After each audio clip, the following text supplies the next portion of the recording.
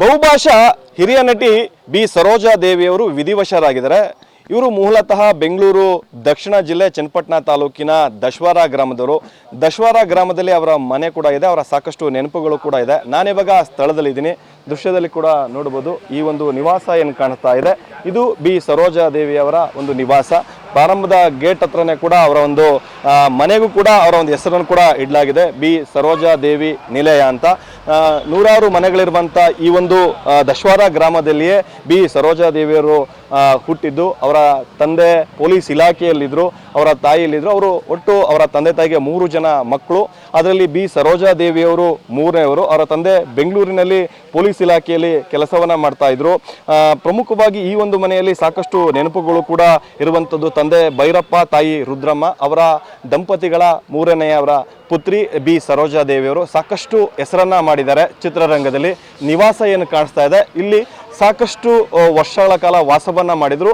ಈ ಒಂದು ಹಳೆಯದಾದ ಮನೆಯನ್ನ ಅನಂತರದಲ್ಲಿ ರಿನೋವೇಷನ್ ಕೂಡ ಮಾಡಿರುವಂಥದ್ದು, ಹೊಸದಾಗಿ ಕೂಡ ಒಂದು ಮನೆಯನ್ನ ಕಟ್ಟಿಸಿದ್ರು. ಅವರ ಬಿಡುವಿನ ಸಂದರ್ಭದಲ್ಲೂ ಕೂಡ ಈ ಒಂದು ಮನೆಗೆ ಬಂದು ತಂಗ್ತಾ ಇದ್ರು. ಇಲ್ಲಿ ಸಾಕಷ್ಟು ಸಮಯವನ್ನು ಕೂಡ ಕಳೀತಾ ಇದ್ರು. 2 ತಿಂಗಳ ಹಿಂದೆ ಕೂಡ ಈ ಒಂದು ಮನೆಗೆ ಬಂದು ಹೋಗಿದ್ರು ಅನ್ನುವಂಥದ್ದು ಕೂಡ ಅವರ ಸ್ಥಳೀಯರು ಮತ್ತಿಲ್ಲ ಸಂಬಂಧಿಕರು ಕೂಡ ಹೇಳ್ತಿರುವಂಥದ್ದು.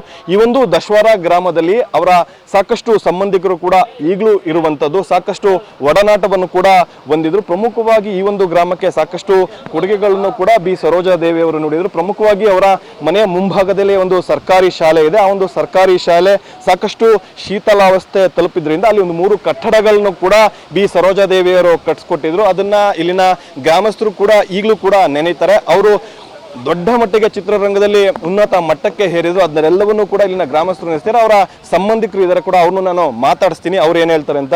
ಸರ್, ಬಿ ಸರೋಜಾ ದೇವಿಯವರು ಇವತ್ತು ವಿಧಿವಶರಾಗಿದ್ದಾರೆ. ಪ್ರಮುಖವಾಗಿ ಏನು ನೆನೆಸ್ಕೊಂತೀರಾ ಸರ್?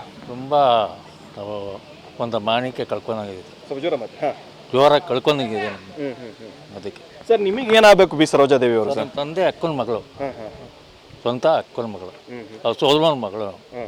ಸರ್, ಈ ಒಂದು ಗ್ರಾಮದಲ್ಲಿ ಅವರ ಒಂದು ಮನೆ ಇದೆ. ಇಲ್ಲಿ ಈ ಮನೆ ಯಾವಾಗ ಕಟ್ಸಿದ್ರು, ಯಾವಾಗ ಬಂದು ಹೋಗ್ತಾ ಇದ್ರು ಸರ್? ಸರ್, ಅವರು ಯಾವಾಗ ಬೇಕಾದ್ರೂ ಬರ್ತಾರೆ ಇದ್ರು, ಹೋಗ್ತಾನೆ ಇರ್ತಾರೆ.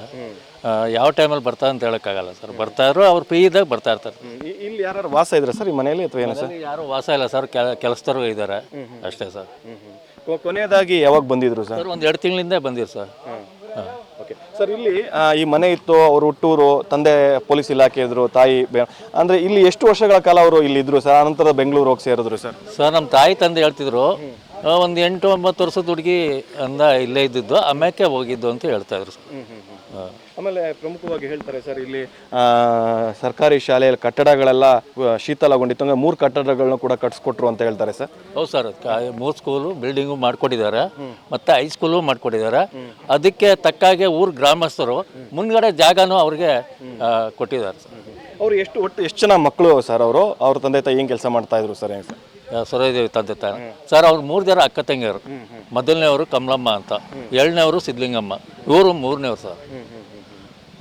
ಅವರು ಅಷ್ಟು ದೊಡ್ಡ ಮಟ್ಟಿನ ಆಕ್ಟರ್ ಆದರೂ ಕೂಡ ಇಲ್ಲಿ ಬಂದು ಹೋದಂಥ ಸಂದರ್ಭದಲ್ಲಿ ಹೇಗಿದ್ರು, ಸಂಬಂಧಿಕರುಗಳ ಜೊತೆ ಎಲ್ಲ ಹೇಗೆ ನಡ್ಕೊಳ್ತಾ ಇದ್ರು, ಮಾತುಕತೆ ಎಲ್ಲ ಹೇಗಿತ್ತು ಸರ್? ಚೆನ್ನಾಗಿದ್ರು ಸರ್, ಎಲ್ಲರ ಹತ್ರ ಚೆನ್ನಾಗಿದ್ರು, ಚೆನ್ನಾಗಿ ಮಾತಾಡ್ಸೋರು ಚೆನ್ನಾಗಿದ್ರು ಸರ್. ಓಕೆ, ಇಲ್ಲೊಬ್ರು ಮತ್ತೊಬ್ಬರು ಗ್ರಾಮಸ್ಥರು, ಅವನು ಕೂಡ ಮಾತಾಡ್ತೀನಿ ಸರ್. ತಮ್ಮದೇ ಊರಿನ ದೊಡ್ಡ ಮಟ್ಟಿನ ಕಲಾವಿದೆ, ಇಡೀ ದೇಶದಲ್ಲೇ ಸಾಕಷ್ಟು ಹೆಸರನ್ನು ಗಳಿಸಿದರು. ಇವತ್ತು ಅವರು ವಿಧಿವಶ ಆಗಿದ್ದಾರೆ. ಮೊದಲನೇದಾಗಿ ಏನು ನೆನೆಸ್ಕೊತೀರಾ ಸರ್? ಸರ್, ನಾವು ಗ್ರಾಮ ಪಂಚಾಯತ್ ಮಾಜಿ ಸದಸ್ಯರು ಶ್ರೀಕಂಠೇಗೌಡ ನಂಜೇಗೌಡ ಅಂತ, ದಸವಾರದವರು. ಬಿ ಸರೋಜಾದೇವಿಯವರು ಭಾರತೀಯ ಚಿತ್ರರಂಗ ಕಂಡಂಥ ಅದ್ಭುತ ಕಲಾವಿದೆ.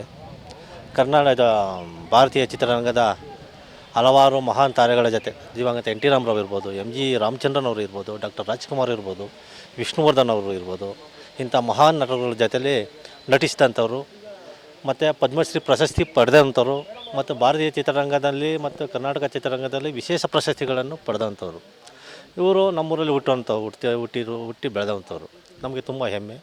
ಹಾಗೆ ಅವ್ರ ಸಾವು ಕೂಡ ನಮಗೆ ಒಂದು ದಸವಾರ ಗ್ರಾಮದಲ್ಲಿ ಒಂದು ಸೂತಕದ ಛಾಯೆನೇ ನಿರ್ಮಾಣ ಮಾಡಿದೆ ಅಂತ ಹೇಳ್ಬೋದು ಸರ್. ಈಗ ಇದೇ ಊರಲ್ಲಿ ಅವರು ದೊಡ್ಡ ಮಟ್ಟಿನ ಆ್ಯಕ್ಟರ್ ಆಗಿದ್ರು ಕೂಡ ಇದೇ ಊರಿಗೆ ಬರ್ತಾಯಿದ್ರು, ಅವ್ರ ಮನೆ ಕೂಡ ಇಲ್ಲಿದೆ. ಬಂದಂಥ ಸಂದರ್ಭದಲ್ಲಿ ತಾವೇನಾರು ಮಾತಾಡ್ತಿದ್ರ? ಈ ಗ್ರಾಮಸ್ಥರ ಜೊತೆ ಅವ್ರ ಒಡನಾಟ ಹೇಗಿತ್ತು ಸರ್? ಸರ್, ಬಂದಂಥ ಸಂದರ್ಭದಲ್ಲಿ ಅವರು ಗ್ರಾಮಸ್ಥರ ಜೊತೆ ತುಂಬ ಒಡನಾಟ ಇಟ್ಕೊಂಡಿದ್ರು, ಆತ್ಮೀಯವಾಗಿ ಮಾತಾಡ್ತಿದ್ರು. ಅವ್ರಿಗೆ ಬೇಜಾರಾದಾಗ, ಅದು ಮನಸ್ಸಿಗೆ ಅಶಾಂತಿ ಏನಾರು ಆದಾಗ ಇದೇ ಗ್ರಾಮದಲ್ಲಿ ಬಂದು ಒಂದು 2-3 ದಿವಸ ಇದ್ದು ಪುನಃ ಹೊಸ ನವ ಚೈತನ್ಯದೊಂದಿಗೆ ಅವರು ಮರಳಿ ಅವರು ತಮ್ಮ ಚಟುವಟಿಕೆಗಳು ತೊಡಗ್ತಾಯಿದ್ರು. ಈಗೇನಾದ್ರು ಒಂದು ಊರಿಗೆ ಕೊಡುಗೆ ಕೊಡಬೇಕು ಅಂತೇಳಿ ಆ ಸರ್ಕಾರಿ ಶಾಲೆ 3 ಕಟ್ಟಡಗಳನ್ನು ಕೂಡ ಕಟ್ಟಿಸ್ಕೊಟ್ಟಿದ್ದಾರೆ ಅಂತಲ್ಲ, ಏನು ಸರ್ ಅದು? ಶಿಥಿಲವಾಗಿದ್ದಂಥ ಸರ್ಕಾರಿ ಪ್ರಾಥಮಿಕ ಶಾಲೆನ ಅವರೇ ನಿರ್ಮಾಣ ಮಾಡಿದರು. ಮತ್ತು ಹಲವಾರು ದೇವಸ್ಥಾನ ಕಾರ್ಯಗಳಲ್ಲಿ ವಿಶೇಷವಾದ ಅನುದಾನಗಳನ್ನ ಕೊಡಿಸ್ತಾಯಿದ್ರು ಸರ್ಕಾರದಿಂದ. ಮತ್ತು ತಾವು ಕೂಡ ಸಹಾಯ ಮಾಡ್ತಾಯಿದ್ರು. ದಸವಾರ ಜನರ ಜೊತೆಲೇ ಒಂದು ಆತ್ಮೀಯ ಒಂದು ಒಡನಾಟ ಇಟ್ಕೊಂಡಿದ್ರು. ಯಾವುದೇ ಕಾರ್ಯಕ್ರಮ ಇದ್ರೂ ತಮ್ಮ ತನು ಮನ ಧನ ಸಹಾಯ ಮಾಡ್ತಾಯಿದ್ರು. ನಷ್ಟ ತುಂಬಲಾರದ ನಷ್ಟ ದಸವಾರ ಗ್ರಾಮಕ್ಕೆ, ಭಾರತೀಯ ಚಿತ್ರರಂಗಕ್ಕೆ, ಕರ್ನಾಟಕ ಚಿತ್ರರಂಗಕ್ಕೆ. ನಮ್ಮ ಊರಿನ ಹೆಮ್ಮೆಯ ಮಗಳು 7ರಿಂದ 8 ವರ್ಷ ಇಲ್ಲೇ ಅವರು ಹುಟ್ಟಿ ಬೆಳೆದದ್ದು. ನಂತರ ಅವ್ರ ತಂದೆ ಚಾಮರಾಜಪೇಟೆಯಲ್ಲಿ ಮುಖ್ಯೋಪಾಧ್ಯಾಯರಾಗಿರ್ತಾರೆ. ಅವ್ರ ತಾಯಿ ರುದ್ರಮ್ಮವ್ರ ಜೊತೆಲಿ ಬೆಂಗಳೂರಿಗೆ ಹೋಗ್ತಾರೆ. ಅಲ್ಲಿ ಹೊನ್ನಪ್ಪ ಭಾಗವತರವರ ಒಂದು ಗರಡಿಲಿ